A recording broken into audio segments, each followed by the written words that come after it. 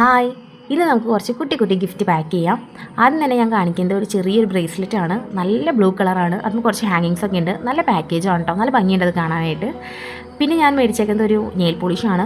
നല്ല പിങ്ക് കളറാണ്. അത് നമുക്ക് ഇഷ്ടപ്പെടും. പിന്നെ ഒരു ഹെന്നാക്കോൺ, പിന്നെ കുറച്ച് കളർഫുള്ളായിട്ട് പൊട്ടുകൾ. പിന്നെ മേടിച്ചേക്കുന്നത് ഒരു 3 ലെയറിൻ്റെ മാലയാണ്. അതുമ്പോൾ തന്നെ ഒരു കുഞ്ഞ് ഹാങ്ങിങ് ഉണ്ട്. ഹാങ്ങിങ് അവൾക്ക് ഇടാൻ പറ്റുമെന്ന് എനിക്കറിയില്ല, അവൾ ചെറിയ കുട്ടിയാണല്ലോ. പിന്നെ ആ കളർ ഡ്രസ്സ് അവൾക്കുണ്ട്. അപ്പോൾ ലാവൻഡർ കളർ ഡ്രസ്സിൻ്റെ കൂടെ അവൾക്ക് പെയർ ചെയ്യാം. പിന്നെ കുറച്ച് 2-3 കളേഴ്സൊക്കെ വരുന്ന ഒരു ടിക് ടാക്കിൻ്റെ സെറ്റ്. പിന്നെ മേടിച്ചേക്കുന്നത് വളയാണ് കേട്ടോ.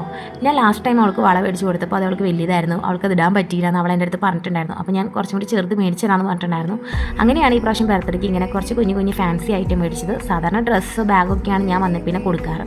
അപ്പോൾ അങ്ങനെ ഞാൻ ഗിഫ്റ്റ് പേപ്പറിലൊക്കെ പാക്ക് ചെയ്യാണ്ടോ. ഇതുപോലെ പാക്ക് ചെയ്ത് കൊടുക്കുമ്പോൾ അവർക്ക് ഭയങ്കര സന്തോഷമായിരിക്കുമല്ലോ. നമുക്കും ചെറുപ്പത്തിൽ ഇങ്ങനെയൊക്കെ തന്നെയായിരുന്നല്ലോ.